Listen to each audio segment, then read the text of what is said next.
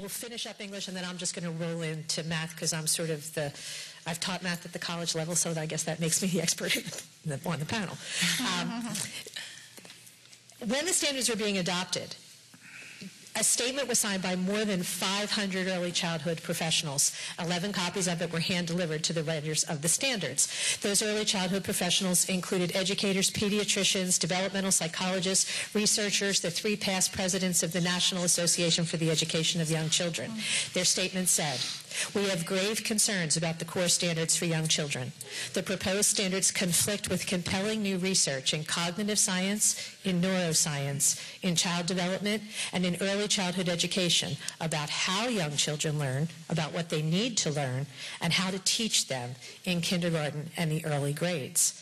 That statement was ignored. The Common Core standards you heard about, kindergarten, begins to push and sort of drill and kill reading in kindergarten.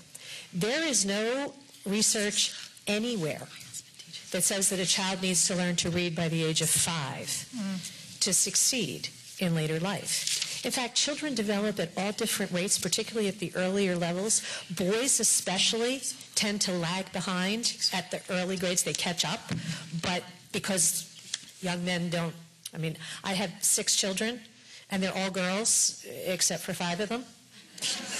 And so I'm real familiar with how little boys behave, and sitting still isn't high on their lexicon. So the standards are in this pushing, this artificial timetable is particularly harmful for our youngest children. Now, sometimes it leads to hilarity, and I'll tell you a really funny story, and then we'll move to math. So you get these skill-based standards, and we're going to really push the particular little discrete skill. And so, and this is a real story, a teacher wrote in that we're supposed to work with prefixes. So the prefix was RE, so readmit, admit again. And she went through this great big lesson. And when she was done, she said, "We're going to take a break." And the children all went, "Oh, we're going to cess again," because we're going to recess. See, 5-year-olds don't think like grown-ups. They're not just grown-ups small. They're completely different. So the standards don't take any of those things into account. That's a funny story. But imagine a child being forced to try to think abstractly before they're able, which leads me to math. The math standards have lots of problems, and math is incredibly important. So let's start with the early grades. We'll work our way up to how they start wrong and then continue to go wrong. And then what do we actually know about the importance of teaching math? So let's start in the early grades. In classical education, we recognized that little people are concrete thinkers. We also recognized that what do little kids want to be most? Big. How do they know they're big? They know stuff. So we taught concrete skills to concrete thinkers. We taught addition facts and multiplication facts. We taught them how to do it, and what we did was we gave them the ability, we told them, we want you to memorize these facts. Now, the reason that we wanted them to memorize, 8 and 7 is 15 and 8 times 7 is 56, is so that the skill would become automatic.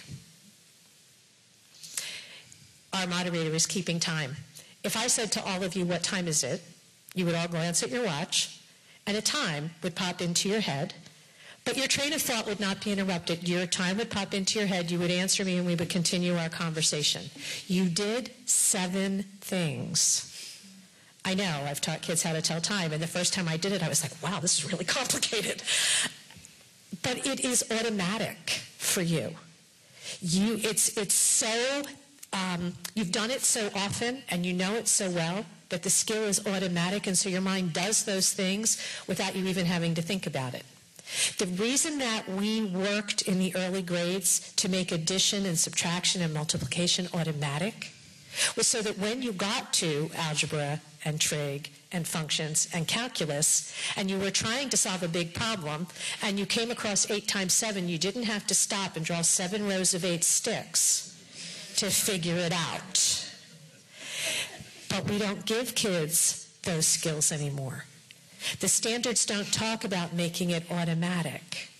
They don't teach the concrete level to the concrete children.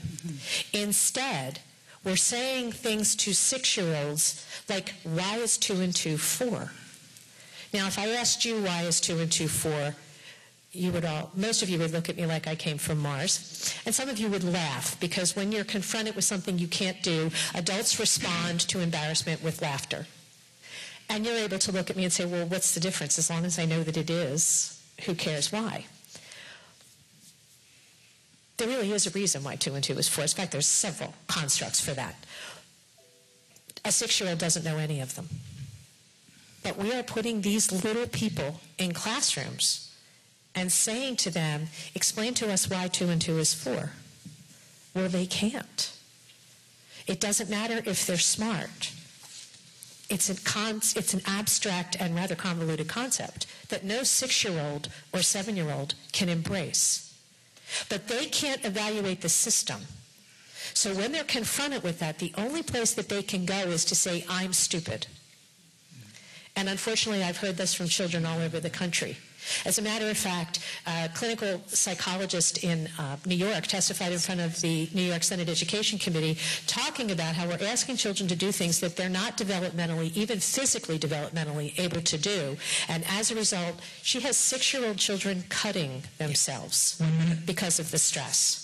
Now, when we move to the higher levels, it goes the other way, because Common Core slows the math progression down.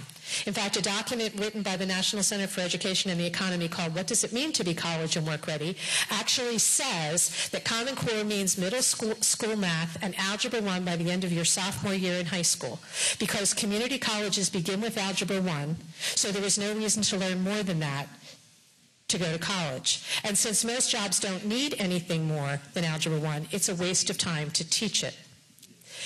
Trevor Packer, the senior vice president of the College Board, who works for Common Core architect David Coleman, actually attended the American Association of School Superintendents, and he said, and I'm going to take more than a minute, Common Core slows the math, I know I'm Irish, Common Core slows the math progression down, and that calculus is not part of the Common Core strand progression. Is that a good idea? You know, the U.S. Department of Education actually does study education. And in 1999, they conducted a study, it was called Answers in the Toolbox, that said what leads to success in college. And what they found was that if children get beyond Algebra 2 in high school, they more than double their odds of being able to get a bachelor's degree in college. That study was part of a meta-analysis. A meta-analysis is where researchers, instead of doing their own study, they go out and read all the other studies that were done to see if they can find trends and patterns. Auburn University did a meta-analysis on this same topic. They looked at 25 years of research, which is a huge analysis. And what they concluded was that if kids get to calculus in high school, they are 28 times, understand I didn't say 28%, I said 28 times, that's 2,800% more likely not just to succeed in college, but to be a high achiever, regardless of race, socioeconomic status, the kind of high school you went to, or the major that you take, because the skills of higher math translate. Now, does that mean every child should take calculus? No. Does that mean every child should go to college? No.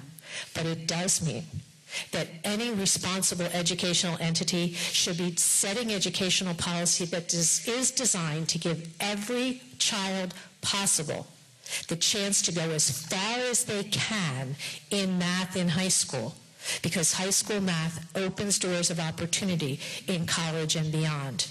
How is it that the U.S. Department of Education that knew this in 1999 didn't know it in 2014? This, ladies and gentlemen, is educational malpractice, pure and simple. All right.